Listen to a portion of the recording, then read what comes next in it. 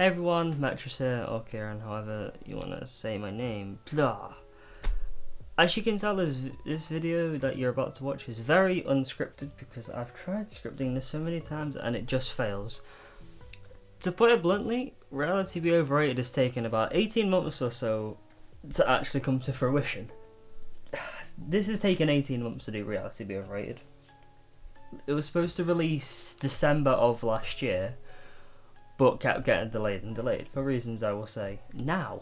So I've been working on this since around November, December of 2023, and at the time I started off with about 6 tracks in EP, went up to 8 and then back down to 7, but like a lot of it's been a rotating track list. Like some tracks I always knew I was going to keep, but others, like the opening track, I went through like 3 or 4 iterations until, when I talk about the tracks later, until I found that track which I thought was perfect.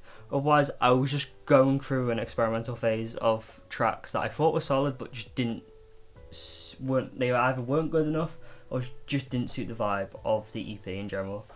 So like the plan was it was supposed to release around early December time-ish, but then a wonderful thing called uni happened, which I'm not gonna say fucked up my life, but yeah. To be honest, like, uni for like the first couple of months sort of got me down. Like, I was sort of depressed and alone with a lot of stuff, and I didn't know where I belonged, if that makes sense, and it got me disinterested in working on the EP for quite some time. Like, literally, that was around the time I was starting uni, and it was quite hard for me. That was when I first started trying to record this type of video talking about Reality Be Overrated. It didn't help I had freshers flu for about a fucking month or so I was very sick. So that really made me not feel like I wanted to do music for a bit. Good thing I'm not on a music course. Wink, wink. And I tried doing this type of video again at the end of October when I felt a bit better, literally referencing the fact, like, I'm better from the depression, I'm better, I've got past it, man, I'm going to release the EP. Of course that never happened because I was a bit better, but like, I was still a bit down. Like, I never fully felt better with uni until like near the end of November, start of December sort of thing, so it took like a few months, and at that point I sort of knew that the EP was coming out, so I just said to myself, okay, I'll release it whenever I can. I'm just going to work on this slowly whilst doing other stuff. I'm not going to like rush it out or anything because it's a big project for me. So I've been churning away at it bit by bit, and then like last month I just thought, at this point I'm just sort of sitting on the EP. Like I'm in a better place now. Like I have time to work on it. I can just finish it off because I've been sort of putting it off because of how big of a project it is. So I just wanted to make sure I finally get it done. So with this type of video, like, this is the final thing because it's literally releasing in the time of recording. Literally, I'm really recording Tuesday the 13th, so it was releasing in 2 weeks because I put it up on DistroKid. It has to release now. So like, yeah, this video is actually coming out. Third time's the charm. So like, it's been a lot to get to this point, but I'm glad we're here now. Well, I'm here now in this human existence. Well, I'm glad that this EP's finally coming to fruition because this means a lot to me. Speaking of which, let's talk about the EP, because it's a long ass EP, I tell you. Some might say it's an album. To those fuckers, I'd say you're wrong. The theming which I started off with for Reality Be Overrated, take in mind the fact that this was 18 months ago, was a continuation of Motionless Ecstasy, where I've released 2 EPs up to this point, not including Sleepless Horizons. That's its own fun thing. But with Existential Nostalgia, what started off, that was me sort of questioning my life as I was finishing high school.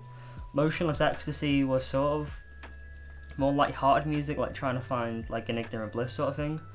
And Reality Be Overrated is sort of like, what if you're spending too much time in this bliss and away from reality and everyone else, and just sort of trapping yourself within this space to the point where you don't see yourself anymore, you've lost yourself, and sort of trying to find yourself again. So morbid stuff, if you will. But it's the whole point of Reality Be Overrated is losing yourself and finding yourself once more. I've explored this stuff similarly, literally my first track, Lost and Found, but like, I wanted to explore it on a bigger scale. And this sort of thing of where like I find myself, I thought I did by the time I was finishing college, but like uni hit and like it has a whole meaning this EP as I just kept living life, and it kept getting delayed. Of like, I keep feeling like I'm losing myself and finding myself bit by bit more, like I'm finding like a new me and developing myself even further. So the EPs I feel more attached to the EP as times went on, as I've continued to live life and mature and everything, and it's took on this, not new meaning, but like a grander meaning of what it means to live and what it means to just be yourself and to find a version of yourself that you can live with again, or in the first place.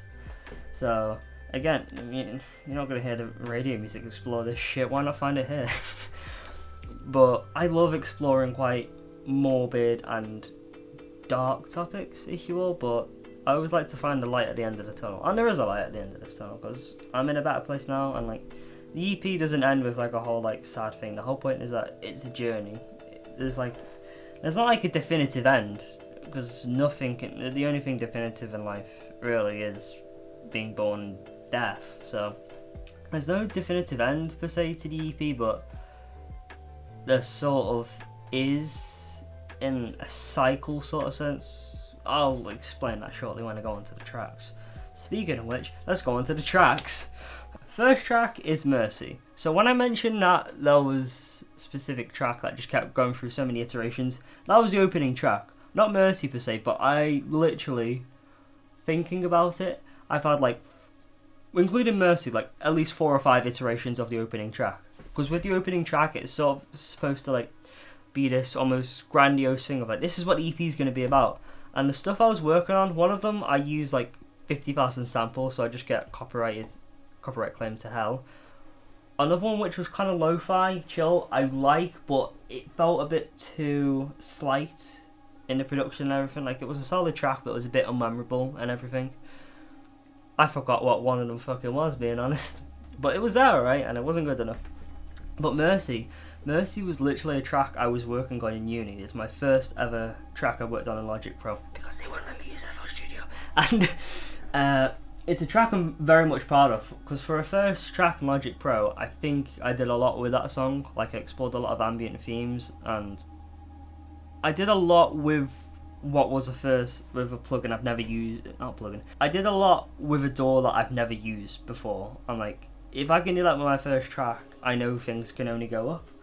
And when listening back to Mercy, I thought, this actually really works with the EP.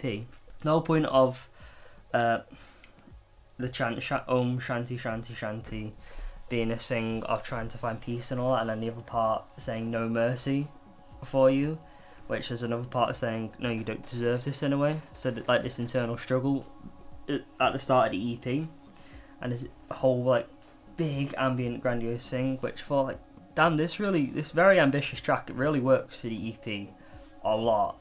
And like, originally I was thinking, I wanted to release it as a single as well, which I did in the end. Mainly because like, I know like, the only 2 other singles I released for the EP released all the way last year, and I didn't know when I was going to release the EP at the time when I released Mercy, so I thought, I'm just going to put this out there, and I'm glad I released it as a single, because production wise, it's probably my favourite track I've made, because there's so much going on. And I think it was the perfect choice for this EP. So next one is Sleep Paralysi. It feels like ages since I worked on this track, because I worked on this track like, it was one of the first tracks I worked on for the EP, and it's one of the very few that has stayed in the track list since like the end of December 2023, and like it released like quite early into 2024 as well. I think March, so don't get me wrong, but like, I like Sleep Paralysi a lot, mainly because it's like this chill, like not electro pop, but like chill synthy video gamey type of song that just sort of like flows into different structures of the track. Like, there's so many melodies going on, and it sounds just like quite pleasant. It has themes of motionless ecstasy and trying to be that bliss, in which the protagonist is just trying to force bliss on themselves. And actually, this track is based on almost this garage band like demo I did back in 2020, like late 2020. It's not up now, but it was basically the first track I ever did back when I was like fucking 14. This was back when I was under the moniker Insomnia. So it has some meaning to me, this track, in that I remade it, and like at the very end you can hear like the beginning of that track as it fades out. So I like the inclusion there, and it was a great choice for the EP. Next up is Flora. Flora is a track which is sort of ambiguous in meaning, but it's sort of like where the cracks start to appear within this bliss. And a lot of this track was just me wanting to experiment with like mixing of drums, like trying to create this really cool like drum pattern in like a, I don't know, I wouldn't say like a 7/8 structure. I'm not good with music theory, so like good I'm not taking it as a course. But like I love the structure of the track with the drums and everything, because it sounds like so peaceful and chill and everything. If you listen to Flora, you'll know it's a very hard track to describe, but like it sounds very nice. It's almost ear candy with the drums and everything, so that's what you get with Flora, ambiguous ear candy.